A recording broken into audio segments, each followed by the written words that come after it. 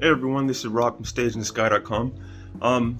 I don't do this often, but I'm not going to the studio today, and I just felt compelled to get this off my chest, and it's about Ruth. The truth about Ruth and Boaz. And the reason why I really wanted to talk about Ruth and Boaz is because in the I won't say the black community. I'm not sure you can call it the black community, but the last year or so, I've heard Kevin Samuels talk about it, right?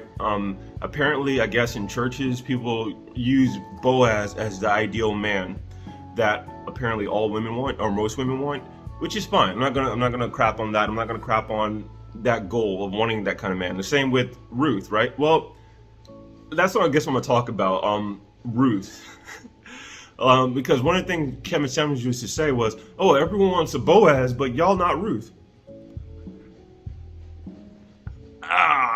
I'm not sure how true it is. I'm not sure how true it is. I do know that in my personal experience, just dealing with, I'm trying to find a Christian wife, obviously, and as I'm trying to find a Christian wife, I do ask, like, up front, like, okay, do you believe in Jesus Christ? Do you believe in the Bible? And a lot of them say they do, but then when you really start to ask them questions, like, they say they do, but they reject parts of the Bible that go against the kind of lifestyle they want to live, right? Like, I think I mentioned in my last live stream how I asked a girl, hey, if the Bible says that this is an abomination, but the world says it's okay to do this, which way do you sway? And she said, well, she couldn't answer it. She basically got mad at me. She's like, oh, you seem very conservative. I don't feel the need to shove my beliefs on people's throats. I'm like, I don't shove my beliefs on people's throats either. But when I'm asked the question about who do I choose the Bible's way. Like, that's a no-brainer for me. So let me talk about Ruth and Boaz. For those who don't know, the Bible book of Ruth, just to give you a little bit of background, because before Ruth is the book of Judges, right? So there's a period of time, and when I say, like, this can't be overstated, because you know how sometimes one of the biggest complaints that people give, especially women, is that, oh, well, women used to be treated like property, or they'll exaggerate and say they used to be treated like cattle. The property analogy, I can see like some strength in that compliment or that complaint, but cattle, I would say that's going a little bit too far. The truth is, in the book of Judges, Israel was not the best of nations, right? In the book of Judges, you often hear that, the people often did what was good in their own eyes, which is very comparable to today. A lot of Christians, whether you're, a lot of Christians, like, a lot of their Christianity was passed down. Like, they're not, they don't know what it means to be a Christian because they don't know what Jesus Christ taught, or, bits and pieces that you hear on Sunday, but they don't read it for themselves. So in that sense, you basically do have a situation where people are just doing whatever you want, or doing what's good in your own eyes. It makes sense to you, right? Oh, God's in my heart. You hear that a lot. The book of Judges was far worse. I mean, if you don't know a lot about history, just think the Middle Ages where, there was no king. And, like, dude, like, people were like it hurt my heart to read it, because it's bittersweet. Like, you have heroes like Jephthah and Samson. Remember Samson, one of the strongest men who could kill a lion, and he killed like 1,000 men with the jawbone of an ass.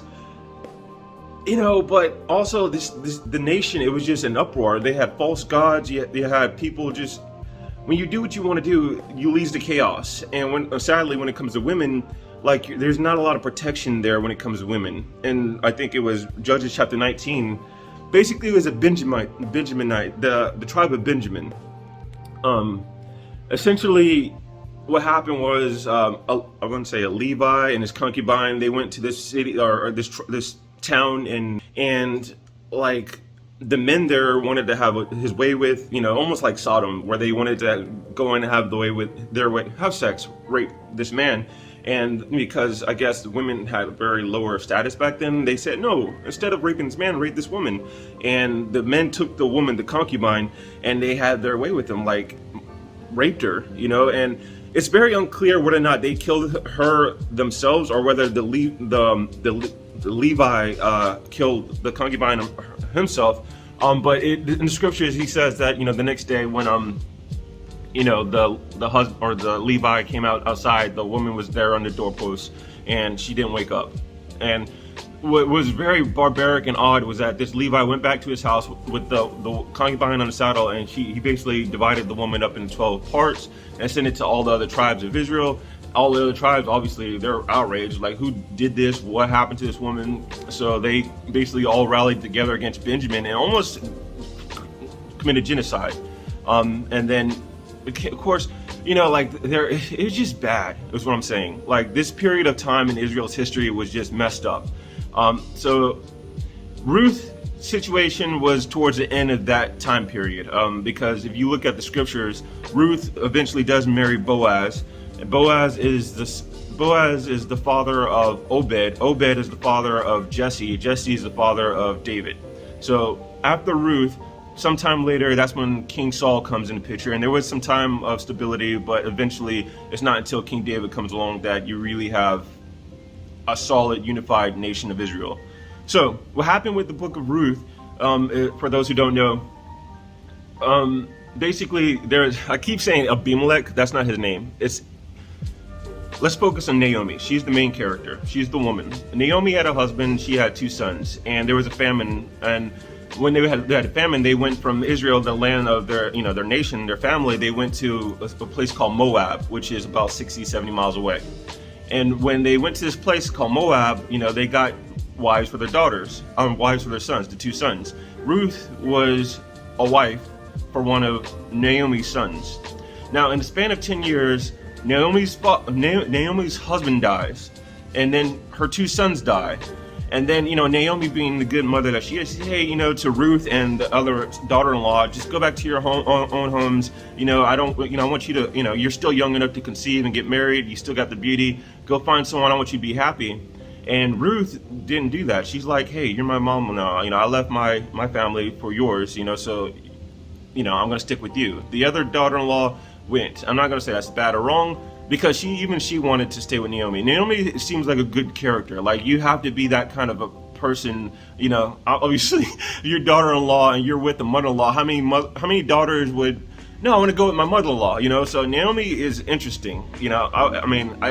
I wish I would loved to have met her. So Ruth stays with Naomi. They go back to their own homeland. Naomi, she's very helpless, because back then women didn't have a lot of power. And of course, Ruth is being the good daughter-in-law, saying, I got to take care of her. Ruth goes to, all right, so here's where I want to draw some comparisons. Let me finish the story of Ruth. Basically, Ruth goes to the field of Boaz. It's through God's divine providence, like God hand in hand and directing all of this. Boaz was a man, like in his late 40s, I want to say, late 40s, early 50s maybe. He's in the Bible it says he's a worthy man, and then eventually the Bible also describes Ruth as a worthy woman, so they make a good match, but Boaz saw Ruth in field and basically just took great care of her. The reputation of Ruth came back to him, that he's like, oh, you're taking care of Naomi, and you're a stranger in this land. Stick to my people. We're going to take care of you. You can take some bushels of grain back to Naomi. And, he took care of her, and didn't need to do that, and of course, because like I said, judges in that period of history and time, she was susceptible to getting raped and abused and taken advantage of by other people who didn't know her, and likely it happened. It could have happened. So eventually, Naomi gives Ruth some advice when it comes to basically landing Boaz. And she says, hey, I want you to go to the threshing floor, and I want you to lay by his side, not by his side, but by his feet. And then, of course, Boaz sees what she's doing, and Ruth proposes the marriage idea to Boaz, And in the scriptures, you could tell that Boaz really commends Ruth for, I'm like, hey, you could have gone with these other younger men, you could have been indiscreet with them, basically sexually immoral, but you're doing the good thing. So I respect that. I'm going to see about redeeming you. And that's when the last, it's only 4 chapters, I think.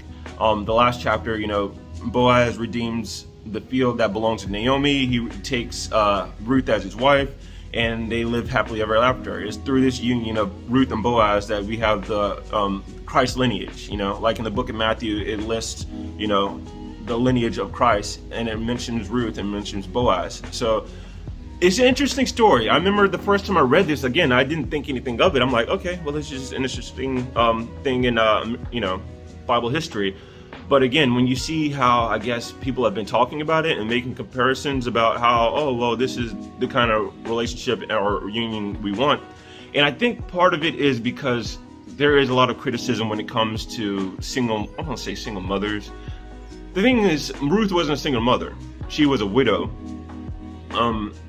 I do have my thoughts about divorce, because a lot of women these days, it seems, men and women obviously, they get into marriage unions like on a whim. Oh, I want to get married, and then you get married, and then you get divorced on a whim, right? Oh, I'm no longer happy. And of course, the Bible scriptures talk about how that's not good. You can't just get into this covenant of marriage, and then because you're no longer happy, or even if there is financial problems, or you say, oh, he's abusive, or I'm not happy anymore. It's like, no, like Jesus Christ talks about it. I don't have the scriptures. I'm not in front of a computer right now. But basically Jesus Christ mentioned that the only permittable reason for divorce is if adultery happens, but if adultery doesn't happen, if your spouse didn't cheat on you and you just get a divorce because you're no longer happy, then you're susceptible to committing adultery. Like Jesus Christ knows our hearts, like when I say that Jesus Christ knows our hearts, I think a lot of people, sad to say this, correct me if I'm wrong, give me your thoughts and opinions, but a lot of people, they get divorced because, I want to explore things. Especially a lot of women who are men and women who do get married when they're really, really young. I think a lot of them, I look at all my peers and they're traveling the world and they're having fun. I never got to experience it because I got married too young. Now I want to get divorced so I can actually live my life. It's a very, very wicked thing to do. And I think it's not by their own, basically I think they're given into temptation there. I think they're tempted and they gave into temptation and they broke their covenant with, their husband or wife, to have fun. So a couple things about Ruth that I want to draw attention to. One, all right, let's talk about us guys first. Boaz was an awesome person from what I read. He was a great person to see as a role model. Because very often, like Kevin Samuels used to talk about this notion of a high value man, 6 figures, network or resources. I think that's great if you want to go for that. I don't think that's what, in Christ or biblical terms, that is a high value man. A high value man is just doing what's good in God's eyes. Like, it doesn't matter what avenue or path or just, that you take in your life, as long as you're doing what's good in God's life, God's eyes, and following his covenant, following his word, the Bible, and you're living by that standard, I think you're good.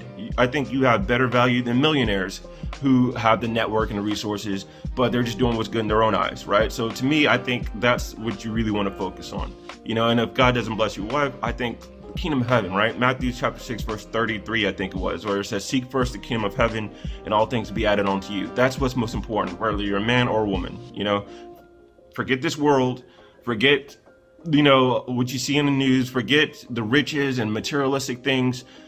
The kingdom of heaven, that's our goal. If you call yourself a Christian, that's what I would go for. Okay, so if you're a Boaz and you see yourself, you want to be a Boaz, or you hear, oh, that's what women want, they want a Boaz, go for it if you want, but if you don't, I wouldn't let that guilt you into, oh, I'm not trying to be Boaz, and you feel bad. I wouldn't sweat that.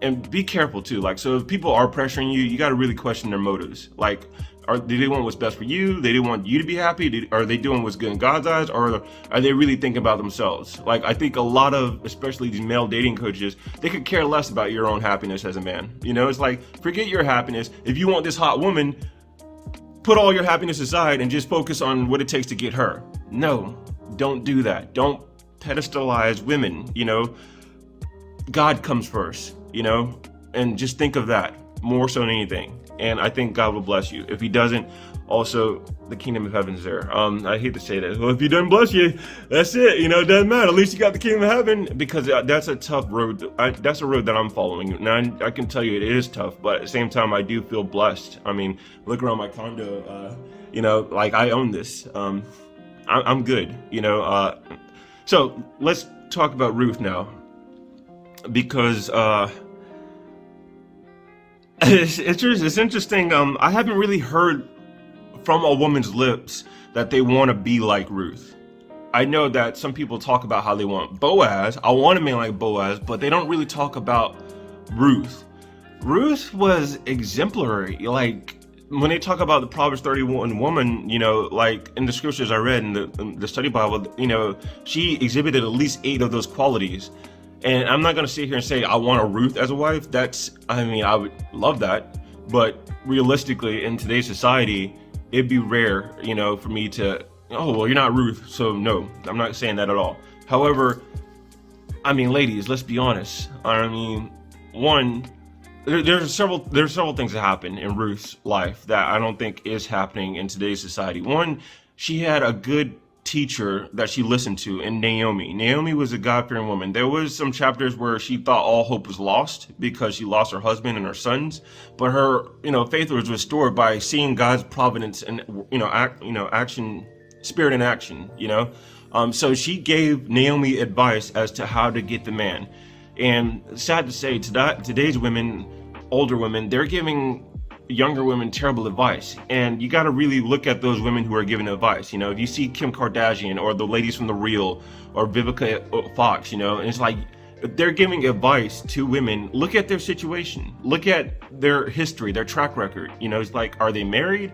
Do they have a family? Look at their lives. Is that the life you want to lead? Naomi lost her husband. She didn't divorce her husband. She lost her sons. She didn't kill her sons.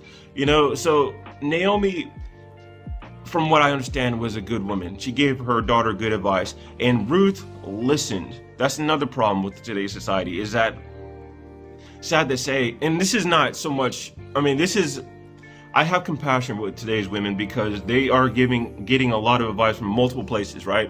So if you are getting advice from your mother, your grandmother, who's trying to give you some good advice, but then you are on Instagram or TikTok and they're telling you to do this and do that, and oh, well, you're the prize and don't do this. That's a lot of pressure. I would encourage you to, again, look at the sources, look at who's giving you advice, right? Right now, I'm, look at my situation. It's based on the Bible is what I'm talking about. Naomi gave the daughter advice and Ruth listened to her,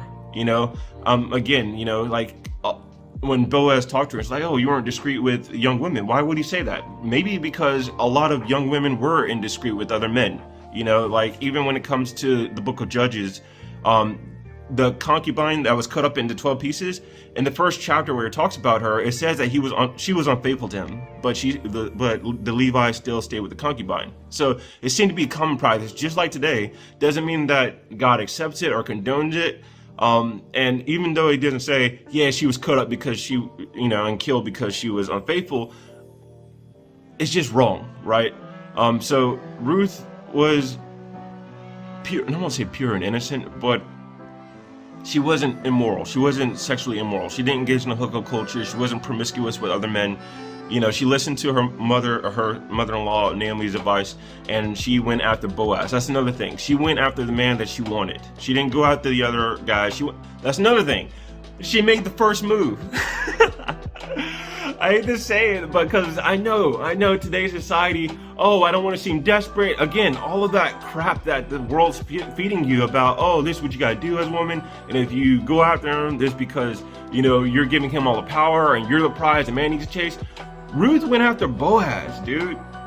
It's kind of painful, like it's bittersweet, right? To read that. It's like, oh, dang, I wish a girl went after me, But again, I'm not Boaz, so it's like, well, maybe you had all these money and resources, you go after you. I get that. But Ruth went after Boaz, okay? And she was meek and humble, and she didn't put herself first. A lot of these girls, when it comes to self-love, it's themselves first, like Ruth was self-sacrificing. Ruth made Naomi her world, and then when she went after Boaz, she made Boaz the world, and sad to say, because you're saying you want a woman who wants, makes the world all about you. I'm not saying that at all, but I'm saying that when I do see that, that self-sacrificing quality, it is wife material. That is mother material. A lot of us Christian men, we're looking at women, as hot as you may be, we're looking at you and like, would you be a good mother to our children? Like, could I coexist with you for the rest of my life? And sad to say, it's not so much the lady's fault, but it's just how they were raised, the culture we're living in. But that's why I think when Kevin Samuels was talking to a lot of ladies, especially in the Black community, he was trying to give them that advice. And then when he died, oh, finally his toxic message is gone. And it's like, yeesh, All right, that's basically all I wanted to say. I'm at 21 minutes. I thought this would be like a 10-minute video. I'm sorry. Give me your thoughts and opinions. What do you think? Am I wrong? Is there anything I should be looking at? But yeah, thank you for listening. I might do this as I continue to read the Bible. And because that's one thing, I like to apply Bible principles to our modern world from what I'm seeing, and, I don't like the studio from my live stream. If you see it, that's like in Clearwood. I'm in Palm Harbor, which is about a couple of towns away. So yeah, let me know what you think. I hope you like it. Give me your opinions and thoughts and all that. And thank you for watching.